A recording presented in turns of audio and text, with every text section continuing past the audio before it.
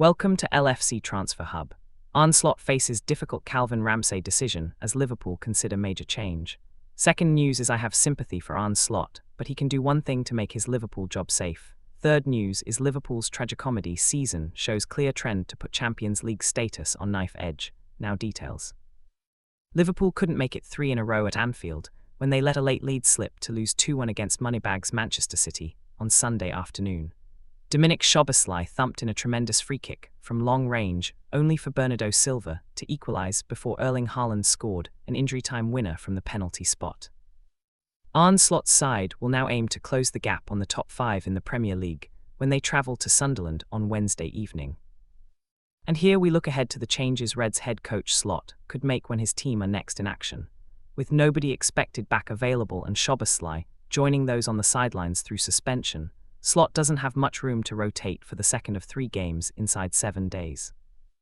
Alisson Becker remains first choice between the sticks with Georgi Mamardashvili likely to appear in the FA Cup tie against Brighton on Saturday. Freddie Woodman is the third goalkeeper. Slot has indicated Joe Gomez won't be fit in time, so Ibrahima Konate and Virgil van Dijk are poised to have to go again at centre-back. Giovanni Leoni is out for the season. Youngster Welity Lucky is hamstrung, which leaves Wataru Endo as the only realistic alternative. Endo, though, could be needed at right-back, with Gomez set to still be out alongside Connor Bradley, Jeremy Frimpong and Szoboszlai. Calvin Ramsey has yet to make a Premier League appearance but could be on standby, although Curtis Jones appears the more likely choice.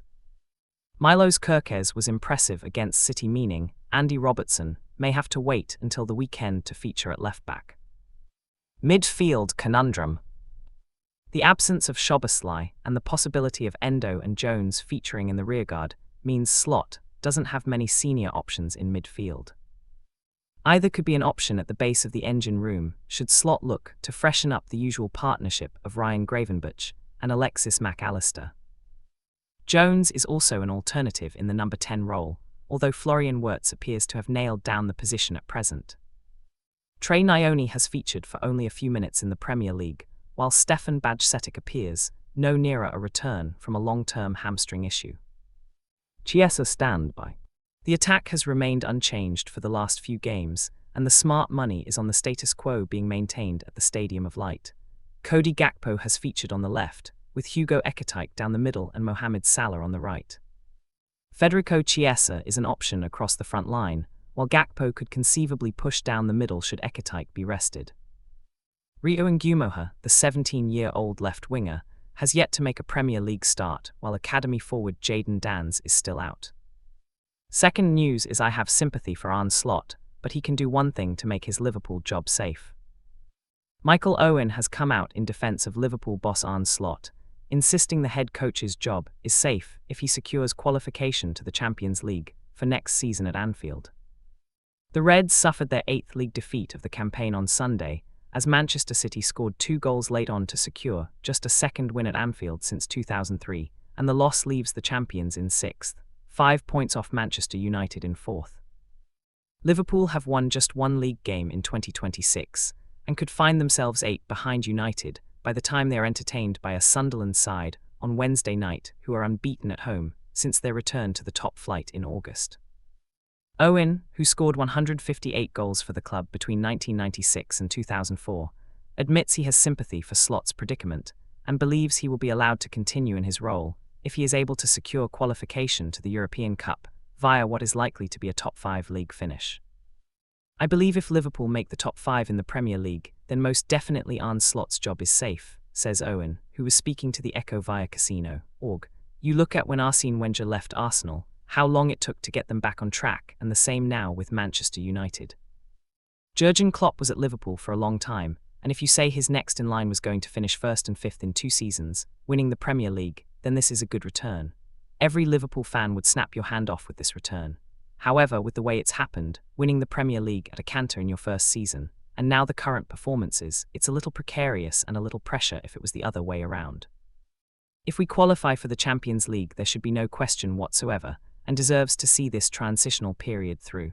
The pressure will come if we don't qualify for the Champions League, out of the top 5 positions in the Premier League, then that is pretty poor and the pressure is on. Owen added, I do have sympathy for Arne Slot for certain scenarios. But in the main, to win the Premier League in your first season is excellent, and looking at the transfers coming in, I for one wasn't sitting here thinking, no, he isn't right for Liverpool. And when Isak came in I was thinking this was an awesome signing. So in terms of the current situation, I was actually speaking with Steve McManaman, and he raised a very good point about the four corners of the pitch. For many seasons now we've had Andy Robertson and Trent Alexander-Arnold, so it doesn't matter who you would buy, there is going to be a drop-off. If those two aren't playing, then as a combination, they were the best full-backs in world football for 5-6 years. So no matter what you get, let's hope you buy well, but no matter what, they will be in a weaker situation. So this season, there was always going to be a drop-off. Now the top corners of the pitch, and last season Luis Diaz was there. He was exceptional, he wanted to go. So that's life, that's football. Now it's Cody Gakpo, I like him. He scores goals, and on the right you have Salah, who was a pretty much guarantee for 30+ goals. And I love Mo Salah, but no one can argue that this season he's dropped off a bit. You have his comments, his performances this season and his numbers are way down on previous seasons. So these key areas of the pitch you're already on a negative, and that is before you even look at replacing the players and recruiting in key areas. Florian Wirtz has taken time to settle, but no doubt of the quality he has.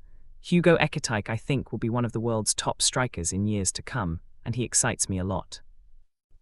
Third news is Liverpool's Tragicomedy season shows clear trend to put Champions League status on knife edge. In a season where it feels that just about anything that can go wrong for Liverpool will, and in fact has, it was some feat to break new ground at Anfield on Sunday. The latest piece of Dominik Szoboszlai genius broke open what had been an absorbing contest up until that point, but having taken the lead over Manchester City, with a little over 15 minutes remaining, the Reds opted to retreat. Anfield's blood was up, and Pep Guardiola will have been forgiven for thinking it was going to be another afternoon where he failed to crack the code on Merseyside. Instead, the hosts didn't go for the throat, allowing a title-chasing City the chance to first equalise in the 83rd minute through Bernardo Silva, and then go on to win it with an Erling Haaland penalty, which was yet another stoppage-time concession for Arne Slot's men. It's the latest Liverpool had ever led at home and lost in the Premier League, unlocking the latest unwanted statistic in the process, and it's becoming a hideous, error-strewn year that is now in real danger of ending without Champions League football for just the second time since 2017.